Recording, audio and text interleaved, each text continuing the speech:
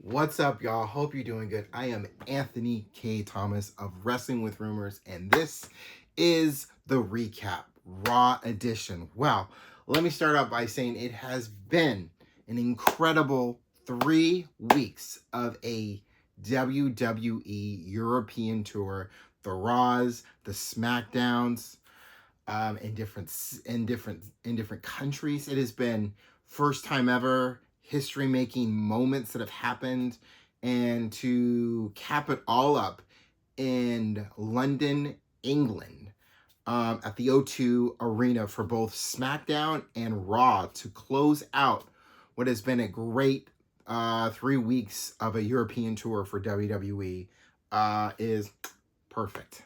Perfect. And let's get into it real quick. Couple things I want to talk about in this episode of Raw for this recap. First off, I got to start off with, like I have for the past 3 weeks, is the confrontation, the face-to-face confrontation between Cody Rhodes and John Cena. Now, for the past 2 weeks, before I get to this one, for the past 2 weeks, it has been John Cena coming out stating why he has done what he has done. That was the first week. The second week, he comes out and says what he's going to do. He's going to ruin wrestling. He's going to be the last real champion. He's going to be the 17-time world champion at WrestleMania, making us forget about Ric Flair, but you can't forget about the Nature Boy, Ric Flair. You can't forget about Ric Flair.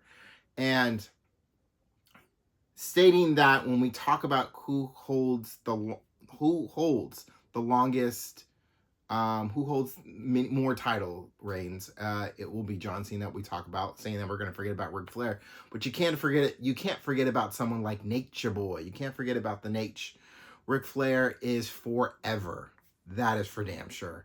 But anyway, we get to this third week. Oh, hold on. Before we get to this third week, the thing that has happened these past 2 weeks is that they have never physically touched each other. They've only battled in words.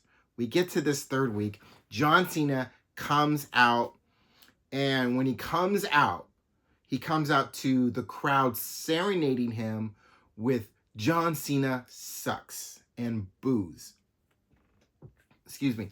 He gets in the ring, and before he can even say a single word, Cody Rhodes' music hits, and he comes out to the ring. Cody Rhodes is the first to speak, and once he starts speaking, John Cena then speaks, and they are battling out with words. Oh my God, there are moments that make you say, damn. I will say this. It's really sizzling. All right. It's really cooking. There's a lot of heat coming from this kitchen. And damn, I cannot really express into words how this one went as far as the words go, because I was just so in the moment while I was watching it that I didn't take any notes in it. I was just watching it. I will say, if you haven't seen it yet, go ahead and check it out. I know it's on WWE's YouTube channel. Go ahead and check out the full thing. It should be on WWE's YouTube channel, this full thing between John Cena and Cody Rhodes.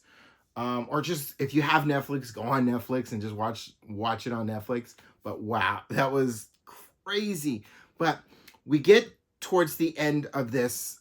I think this is going to be the last time these two have a confrontation of words for words, a face-off and words of words, at least until we get to the week of WrestleMania, when we get to that Raw before Mania or that SmackDown before Mania.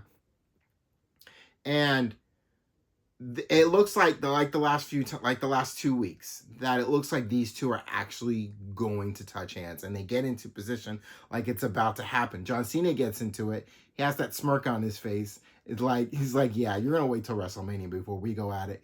And then he's about to exit, and then he actually throws a hand. But Cody Rhodes was ready for him and hits John Cena with a crossroads, lays him out flat. And then Cody Rhodes does this. He goes, and points to the WrestleMania sign. And Yes. And now it's like, okay, we're ready for the match. We're ready for the match. Let's get to the match. So we are about 3 weeks away. I want to say about 3 weeks away till we get to WrestleMania. And these last 3 weeks are feels critical in how the storytelling of John Cena and Cody Rhodes is going, and I'm loving how it's going thus far. And I really feel it that John Cena is gonna win. I really feel like John Cena is gonna win 17, and we're gonna see what a WWE looks like with John Cena as this version of John Cena as the WWE champion. And I honestly, I want to see it happen. You know, I am a Cody Rhodes fan and I am a John Cena fan, but I want to see what happens after John Cena wins the 17th WWE championship, or 17-time world champion. I want to see the chaos that comes from it, the chase that comes from it. Yeah, so I definitely want to see that. But let's move on real quick. Let's keep moving forward. First match of the night was the return of Tyler Bate coming back from injury as he teams up with his tag team partner, Pete Dunne, New Catch Republic, as they take on the New Day. And this was an excellent performance by both teams in this match. There was a tag team, a World Tag Team Championship on the line. Winner would get a shot at this title. And New Day had proven themselves to be still that team.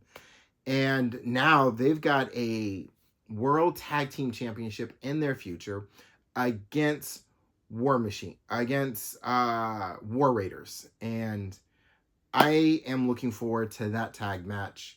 It's been a minute since we've seen War Raiders get in the ring and perform. They haven't really been a part of this UK tour, but now that both Raw and SmackDown are back in the States, I hope to see them back in the ring very soon.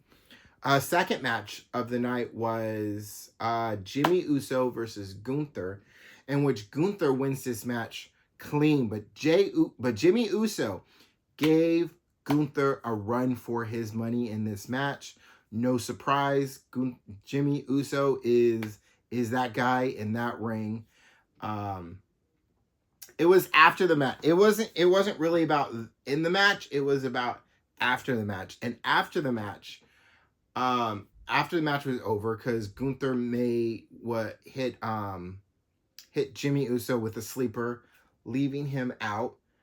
And after the match was over, Gunther goes back to Jimmy Uso and continues the sleeper on Jimmy Uso. And here comes Jay, help his brother out, chases Gunther out of the ring, gets to the side of the ring, chases him out. Gunther runs and leaves through the crowd. So then we go into a commercial break, because now Jay is checking on his brother.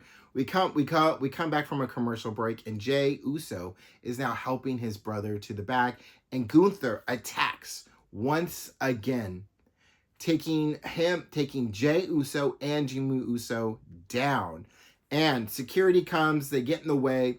Gunther lays security out, powerbomb through steel step. That's one, takes out the other, sees the zip ties on security, grabs the zip ties, grabs Jay Uso, takes Jay Uso and zip ties him to the rope of the ring, leaving Jay Uso helpless and forced to watch as Gunther lays a brutal and bloody beatdown on his brother Jimmy Uso. I mean, Jimmy was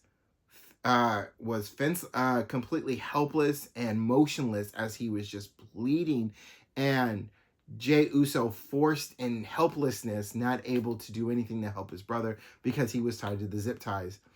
And we're watching Gunther, and this is a different version of Gunther. This isn't the Gunther of 2024 when he was facing Sami Zayn, with the Intercontinental Championship on the line. This is a vicious, more brutal Gunther as World Heavyweight Champion, and he plans to do on everything that he can in his power to make sure he walks out of WrestleMania still the World Heavyweight Champion. But I feel it, and I believe in the yeet of Jey Uso that he will walk out a World Heavyweight Champion. Let's skip ahead all the way to the main event. The whole show of Raw from start to finish was a great show. Lots of fun watching. But we're going to skip right ahead to the main event. The main event was Rhea Ripley versus Io Sky for the Women's World Championship with Bianca Belair as the special guest referee. Now, this match was important because this match was going to determine who was going to face Bianca Belair at WrestleMania. Was it going to be Rhea Ripley, or was it going to still be Io Sky? And Bianca Belair, just knowing the basics of being a referee for this match, she played it fairly. She played it right down the line. And Rhea Ripley and Io Sky ended up getting a double DQ because two moments in which both Io Sky and Rhea Ripley hit the ref, which is Bianca Belair. The first one was Rhea Ripley as she was going for a big boot, and Io Sky dodges the boot, and the boot hits Bianca Belair, knocking her out for a moment. Rhea Ripley had the pin, but Bianca Belair was out. No other ref is going to come out and run in to count. It's all on Bianca. Bianca gets back in the ring, finally counts. Io kicks out, and this is after multiple kickouts from Io Sky throughout the match. The second knockout to Belair comes where Io is about to hit a double kick on Rhea Ripley, high dive, double kick. Rhea ducks, and Io hits Bianca Belair, knocking her down. Bianca Belair gets up, it's like, that's it, call the match, and she calls it double DQ. And the match ends in a double DQ, which means Io Sky is still the Women's World Champion, which means still, on paper, at least for now, it is Io Sky versus Bianca Belair, still going to WrestleMania, and Rhea Ripley, pissed off, fed up, feeling like now she's not going to WrestleMania, whatever. After that match ends in a double count, in a double DQ, they go at it, hands are being thrown. Rhea Ripley ends up standing tall over both Bianca Belair and Io Sky after hitting them both with a Riptide. Rhea Ripley takes one step further with Bianca Belair and hits Bianca Belair with a what I like to call a super Riptide from the second rope, laying Bianca Belair completely out, standing tall. This is what I think. I still believe this. I still feel that this is going to be a triple threat match for the Women's World title at WrestleMania, where they're just taking an interesting route to get to what will be eventually a triple threat match at WrestleMania. I feel like this is the last straw, and that when we get to Raw in Minneapolis, Minnesota next week, Adam Pearce will go ahead and make it official. Triple threat match at WrestleMania for the Women's World title, because that's what it needs to be. This is clearly where we need to be on this for the title, and I feel like that's where we're going to be. I feel like that'll be the match that will be announced next week. But that'll do it for the recap edition of Monday Night of Raw here on Wrestling with Rumors. I am Anthony K. Thomas. Also, don't forget to check out the latest episode of Wrestling with Rumors, talking about rumors from this past week and talking about a few other things as well. go ahead and check it out. It's on my channel. Don't forget to hit that subscribe button. And I will see y'all next week. Still got lots of this week to look forward to in in wrestling. When we got NXT, we got some Dynamite to look forward to. We got a SmackDown to look forward to. In SmackDown, we got the debut of Rey Fenix in Chicago, Illinois. Lots to look forward to this week in the world of wrestling. I will see y'all next time. Take care of yourselves, y'all. Peace.